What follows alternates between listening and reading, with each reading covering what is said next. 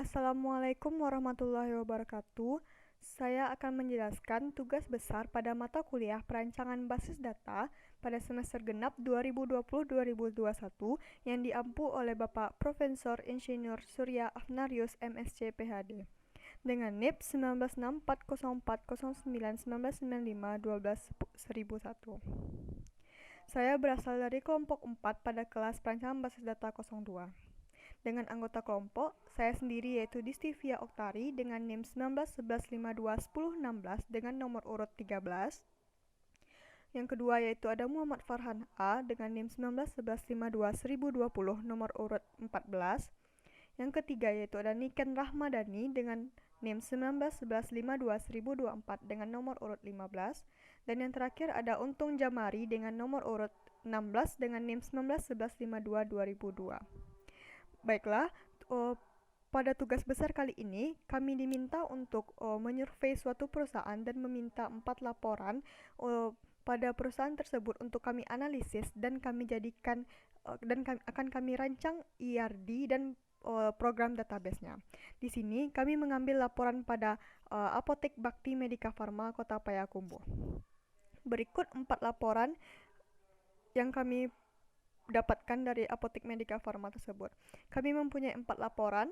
Yang pertama yaitu ada laporan gaji karyawan pada apotek tersebut. Kemudian ada laporan karyawan, ada laporan absensi karyawan tersebut, dan juga ada laporan THR. Untuk pada tugas kali ini, saya mendapatkan bagian yaitu pada laporan gaji. Berikut penjelasan laporan gaji tersebut. Gaji terdapat beberapa atribut dalam satu laporan tersebut.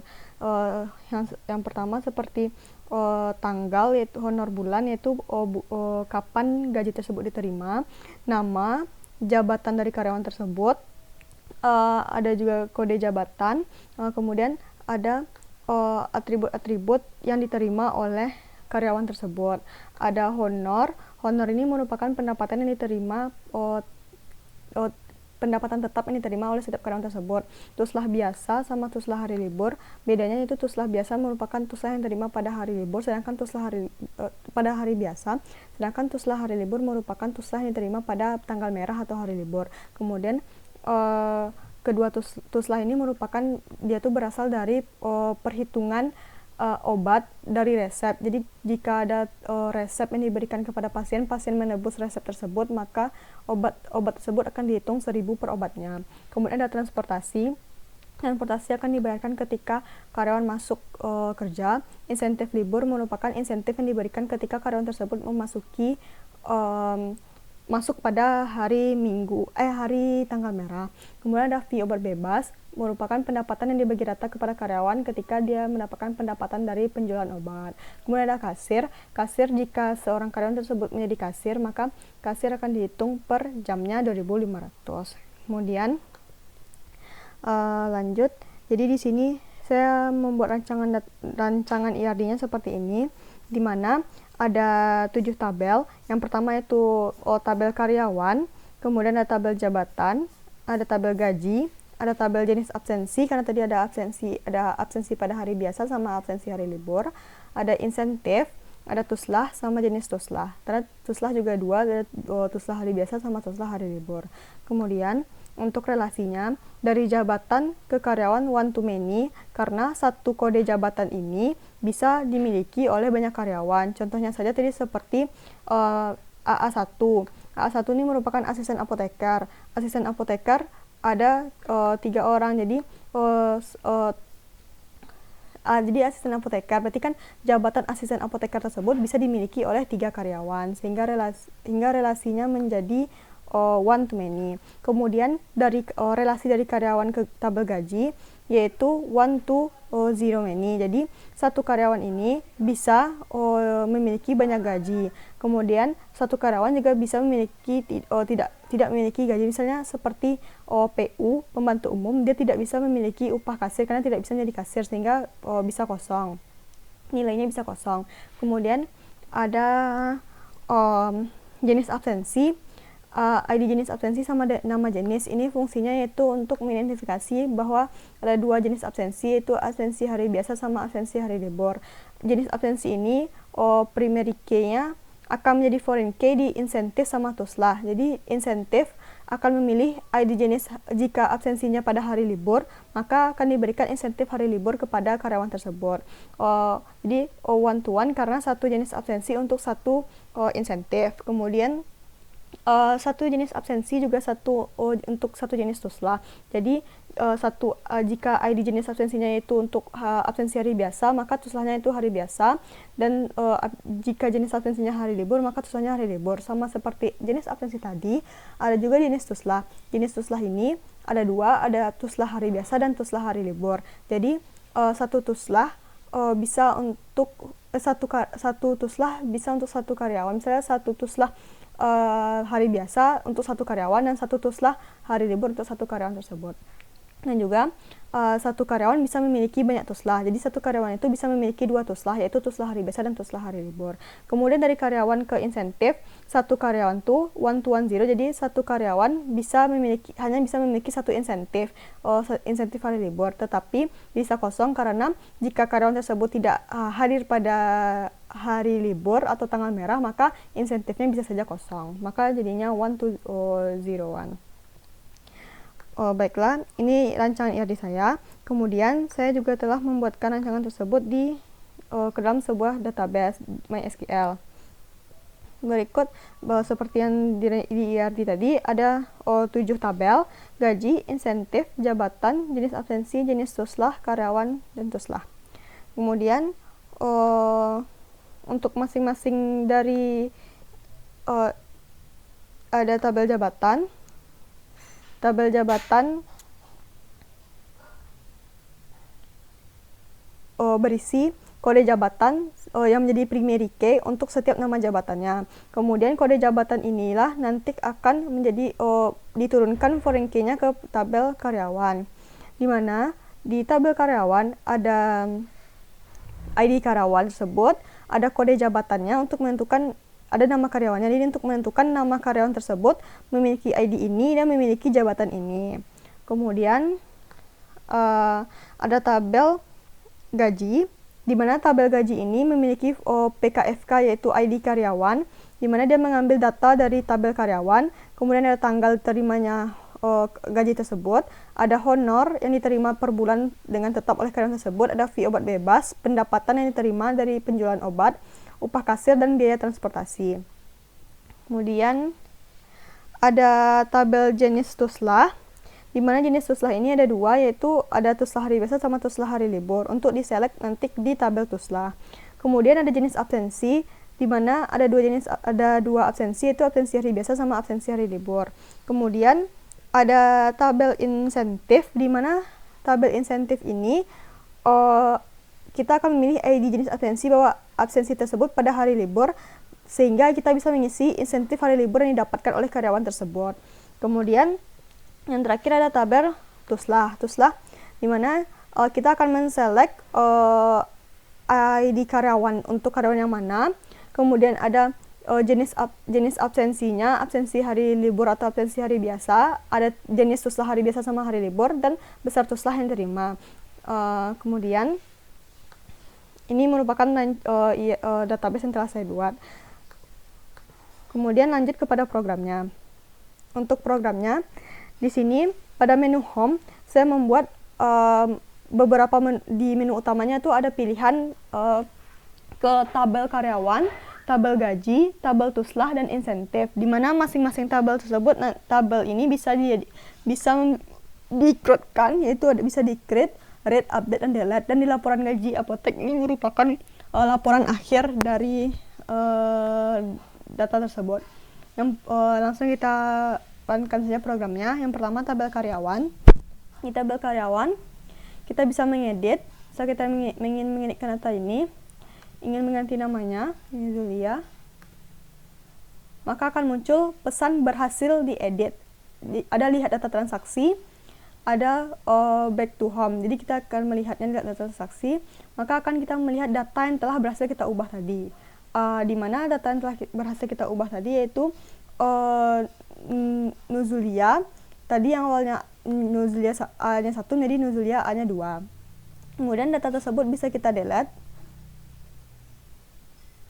Kemudian kita bisa misalnya ingin mengedit, ingin menambahkan data, kita add new user, menambahkan data ID karyawannya A1, kode jabatan Nuzulia ini merupakan seorang apoteker, menambah karyawannya Nuzulia, kita input, maka data transaksi berhasil diinput, lihat data transaksi.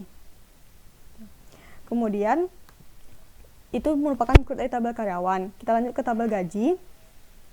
Di tabel gaji, jika kita ingin mengedit data, kita tekan tombol edit, kemudian kita akan misalkan kita akan mengedit biaya transportasinya menjadi 300.000. Kita tekan tombol edit, maka akan muncul pesan berhasil diedit, lihat data transaksi. Ketika kita lihat, maka data karyawan A1 tadi telah teredit menjadi 300.000. Kemudian kita juga bisa mendelete-nya. Kemudian selain edit dan delete, kita juga bisa menambahkan data gaji karyawan seperti ID karyawan mana yang akan ditambahkan, yaitu Nuzulia, tanggal transaksi sesuai laporan yaitu tahun 2017 bulan Januari tanggal 2. Kemudian untuk honor, jadi pada laporan honor Nuzulia yaitu 1.200.000, maka kita akan inputkan 1.200.000. Untuk fee obat bebas di laporan yaitu sebesar fee bebas 337.000, maka 337. Untuk upah kasir sesuai laporan tadi ada 396.250, dan untuk biaya transportasi yaitu ada 250.000. Kita inputkan, maka ada muncul pesan bahwa data transaksi berhasil diinput, lihat data transaksi atau back to home. Maka kita akan melihat, maka akan muncul data Nuzulia yang telah kita tambahkan tadi, yaitu honor 100.200, fee obat bebasnya 337.000, upah kasirnya 356.250, dan biaya transportasinya yaitu 250.000. Itu merupakan CRUD dari tabel gaji. Lanjut kita ke tabel Tuslah. Tabel Tuslah, di sini kita bisa melakukan fungsi yaitu fungsi edit, di mana kita bisa mengedit datanya. Misalnya kita ingin mengedit besar Tuslahnya 75.000, maka akan berhasil diedit. Kita juga bisa mendelete data yang ada pada tabel Tuslah berikut. Tekan delete, maka data akan terdelete. Untuk menambahkan datanya, bisa add new data. Kita masukkan ID Tuslah misalnya TS1, untuk ID karyawannya itu Nuzulia. Kita akan masukkan absensi hari biasa terlebih dahulu, yaitu kalau hari biasa maka Tuslahnya pada hari biasa, dan kita melihat jumlah Tuslah hari biasa Nuzulia yaitu sebesar 1578, berarti 1.578.000. Kita inputkan, maka data transaksi berhasil diinputkan. Kita juga ingin menambahkan data karyawan Nuzulia ini untuk jenis absensi yang hari libur. Kita memilih ID jenis absensi hari libur dan jenis Tuslah hari libur, sehingga besar Tuslah yang didapatnya pada Tuslah hari libur yaitu sebesar 76.000. Kita inputkan, maka data transaksi berhasil diinput, lihat data transaksi. Kemudian maka data tadi telah berhasil diinput. Berikutlah CRUD dari tabel Tuslah karyawan. Baiklah, kita lanjut ke tabel insentif. Sama seperti tadi, di tabel insentif kita juga bisa melakukan fungsi edit dan fungsi delete. Kemudian kita delete, dan maka data tersebut akan terdelete. Jika kita add new data, kita akan menambahkan data baru untuk insentifnya. Karena insentifnya merupakan insentif hari libur, maka kita memilih absensi pada hari libur. Lalu kita inputkan insentifnya pada hari libur. Tadi Nuzulia insentif hari liburnya yaitu 150.000. Masukkan 150.000, kita input, maka data transaksi berhasil diinput. Kita lihat data transaksi, maka di sini terdapat data transaksi yang telah kita tambahin tadi, yaitu insentif hari liburnya sebesar 150.000. Demikianlah CRUD dari 4 tabel tersebut. Kemudian kita akan melihat laporan dari gaji objek tersebut. Maka di sini akan muncul laporan sebagaimana telah kita inputkan tadi, di mana di sini ada jabatannya apoteker, ID kawannya A1, nama karyawannya Zulia, honornya kita sesuaikan dengan tabel, yaitu honor 1.200.000, 1.200.000, teruslah hari biasa dan terus hari liburnya 1.578, dan teruslah hari libur 76.000, data sesuai, fee obat bebas 337.633, upah kasir 396.250, transportasi 250.000, jadi 20.000, dan insentif yaitu 150.000. Dan jika dijumlahkan maka data gaji untuk Nuzila yaitu 3.987.883, di mana sesuai di sini itu 3.987.883. Selanjutnya yaitu ada shortcut yang akan saya tampilkan. Shortcut ini saya bikin pada aplikasi Visual Studio Code. Di sini pertama yaitu ada add gaji atau shortcut yang saya gunakan untuk menambahkan data gaji karyawan tersebut. Kemudian ada shortcut untuk menambahkan data jabatan, shortcut untuk menambahkan data karyawan, dan shortcut untuk menambahkan data tuslahnya. Kemudian di sini ada shortcut config atau untuk membuat konfigurasi kepada database MySQL. Ada shortcut untuk mendelete data gaji, shortcut untuk mendelete data jabatan, data karyawan, dan data tuslah.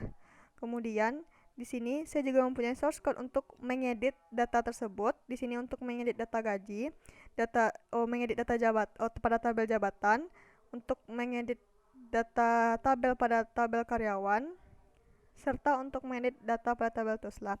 Di sini saya juga mempunyai source code index, di mana indeks ini digunakan untuk menampilkan data pada tabel gaji, kemudian untuk menampilkan data pada tabel jabatan, indeks karyawan untuk menampilkan data pada tabel karyawan. Kemudian saya juga mempunyai indeks tuslah untuk menampilkan data pada tabel tuslah. Dan juga saya mempunyai source code yang bernama laporan gaji, di mana ini source code yang untuk menampilkan keseluruhan laporan menggunakan source code atau sintaks SQL join. Baiklah, sekian yang dapat saya sampaikan mengenai tugas besar pada matkul perancangan peserta kali ini. Mohon maaf apabila ada kesalahan, dan terima kasih atas segala perhatian. Wabillahi taufik wa hidayah. Assalamualaikum warahmatullahi wabarakatuh.